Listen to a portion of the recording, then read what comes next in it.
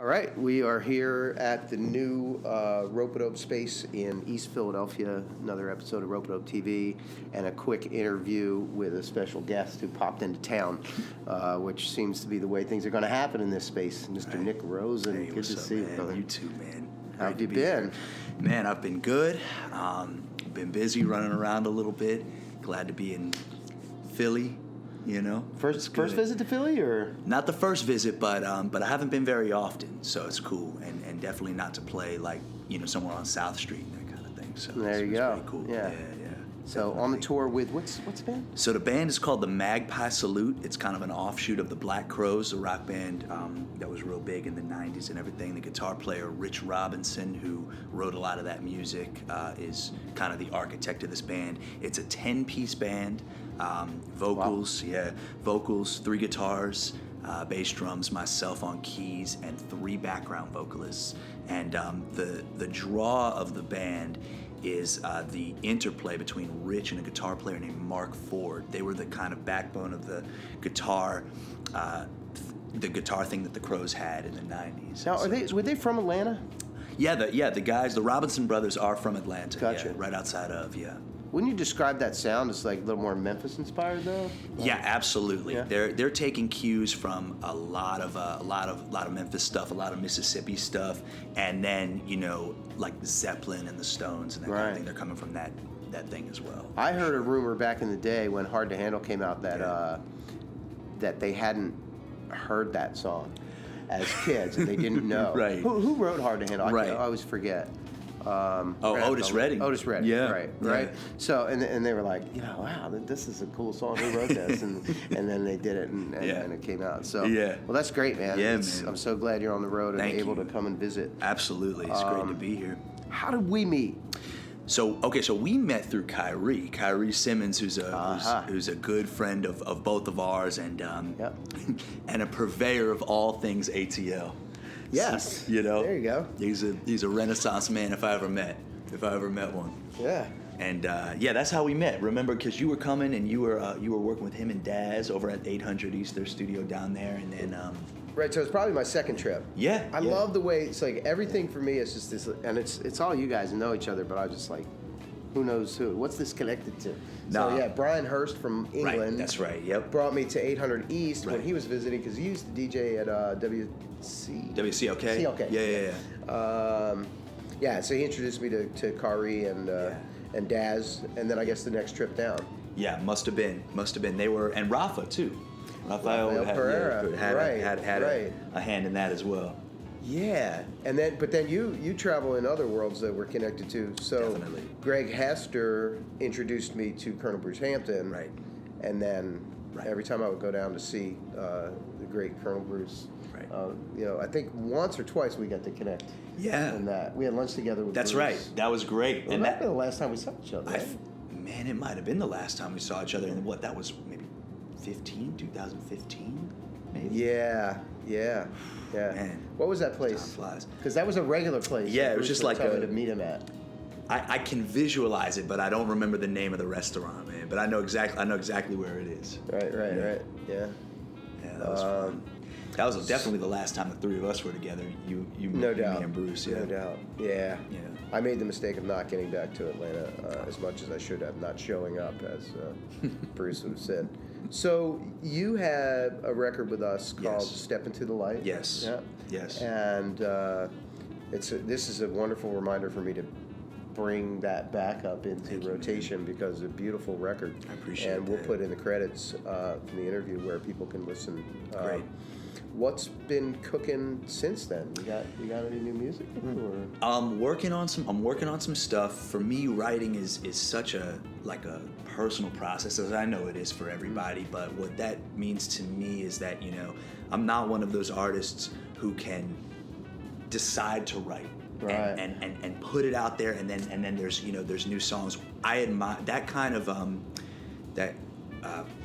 prolific. Yeah. Thank you. That was the word I was looking for. But be so prolific as a writer, I admire that so greatly because I don't quite have that. But the positive that I can take away from that is whenever I write something, I'm very deeply connected to it, because it doesn't come very often. So when it comes, I'm really proud of it. So I have about 3 Gotcha. new material, and this is over the past maybe couple years or so. Gotcha. You know what I mean? Gotcha. So I thought about the idea of potentially recording that sooner than later, putting it out on like an EP type thing. But I'm still kind of going back and forth We'll on see what that. happens. Well, Exactly. I'm anxious to hear, and Thank you, whichever man. way that goes. Yeah, we were thank you. talking about that a minute ago, about how inspiration comes, Right. and I gotta say, I can feel the depth that you talk about when it comes to you and how personal it is Right. when I listen to your music. Oh man, Like thank that, you. That's it makes more sense to me now. Sure. It feels somewhat sacred in that sense, Yeah. It's a Well, beautiful thing. thank you, man. Thank you for saying that. I do feel I'm very, very proud of the record that we put out. You know what I mean? Yeah. And just because I know that what it took to get there, to arrive at that place from a whatever spiritual, emotional standpoint, to put that out into the world, it was a great thing for me, and I'm very grateful to have put it out on Rope-A-Dope. Thanks. Yeah. Yeah, and I mean the conversation was really about that. Like, how do you find that? I think a lot of people think, or at least the way we've been marketed to, that there's this talent, there's this genius. Some people are just really good at it. Sure. And they're just going like bang bang. That's and there right. are those writers like Yes. a Tom Petty maybe who can just be like bam 100%. bam bam bam bam. Or how about Christian, who put out 3 records? Christian Scott. Well, I have a You know what I'm comment saying? on that. Yeah? Actually. Tell me. And it's gonna 'Cause I don't know. it's gonna tie in Yeah, to, yeah. to where I was going with this. Right. What I try and want to communicate to the audience, what I've learned in the music business, is that it seems to me, tell me if you agree, it's a function of not just learning the mechanics and coming up with clever things. Yeah. It's a function of that skill plus sort of the right moment Oh. for things to come and flow, right? 100%, man. In my experience, yes. So it's 100%. so important, if you value music, Right. to be able to give people who are doing it the time, space, and safe. Yes. Put them in a situation, as comfortable a situation as you possibly can, Yes. so that can happen. Yes. And then that comes and happens, and it's like a prism or a funnel or something, Yeah. from wherever, where we just aim it right. And you can't. The music business isn't aiming it right when they're telling people, do it this way, do it that way, this is what people want. Yeah. Those things to me are all distractions from letting that happen. Yes. So Christian Scott, Tunde Adjoa, I feel this way. I hope he agrees, but I feel like when signed with Rope-A-Dope, and given the ability to go into the studio, Right. on his own terms, Right. his studio, his producer, Right. his thing, Yeah. right, without anybody from the record label or any business people Sure. in the room. Yep. He went in to record an album, and he called and said, "I have 3 albums," because it was that productive an experience That's for him. unbelievable. And I remember the phone call, and it was like, it was almost an expectation that I was going to say, "That's ridiculous." Right. He's like, "Can we put out 3 albums?" I'm like, "Yeah, let's go." Man. But that just goes to show, how artist supportive you guys are, and that when Christian had that much to say at that moment, like you said, he was in a safe space, and that's what we think, and and that music that was just able to flow out flows. of him, Right, and, right. and that just goes to show that he could even make that phone call, and you were cool with it, and that's just an incredible thing. Matter of fact, I saw him in the Jacksonville airport. He had played the To Jacksonville. catch a reflection of gold off the. I knew it. You saw something. That's right. shiny down at the end of the terminal. That's You're right. like, I knew it "That's was him Christian." from 5 gates away. Sorry, bro, but it's true. No, but we hadn't seen each other in some years, and I caught him. I saw his set at the festival, which was obviously ridiculous. And then and I had played the following day, and so we were like on the same, like not on the same flight, but getting around on the same time. And so we caught up in the terminal, and you know, we both discovered that we were on Rope-A-Dope. Oh, wow. And this is You what didn't Christian know. said. He goes, Lewis Marks, man, ain't that the dude? I was like, yeah, that's the dude. And you know what I mean? Come on, but He everybody does that. You guys do that. But To it's me- true, man. You know, it's Well, true. I guess it's easy to look good, you know, when there's a bunch of people doing stuff, you know, the wrong way, because that's the way it was done. Yeah, you that know? makes- And then I come along and, like, to me, it's just natural. Like, why would you mess with the music? Just try to do it. And I don't think by any stretch that I do as good a job as I could do, but Right. you know, it's a mission. Yeah, and and try the- to get to that space where we change it.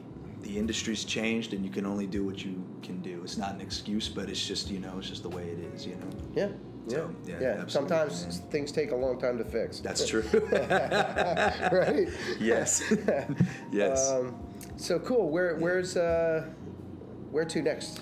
So we're in Philly tonight. We played Baltimore last night, and I think the next show is in Richmond. Is it like a whole ton of national tour? They have been on the road for 70 dates this year. They've been on the road for weeks and weeks. I joined them in October, so I'm doing the last 2 legs. I did 2.5 weeks with them in October and a week and a half. This is kind of the beginning of this one, but really we only have 6 more dates. We're doing Nice. 2 nights at Irving Plaza in New York in a couple days. So it should be fun, and the idea is that the band is going to record an album next year. Oh, beautiful. Yeah, Beautiful. yeah. So it's I'm going to be looking forward to that. Yeah, it's going to be cool. It's Good, going to be good. very cool.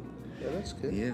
So, and back home to family in Atlanta, huh? Yeah, that's right. I mean, holidays are coming up. I got a few things coming up, and Are you playing anywhere in Atlanta? yeah, just a Like, few. what's the hometown thing? Just a few places, man. I actually, the coolest thing I got coming up is I got a house concert with Cleveland Jones, the vocalist. We're gonna do a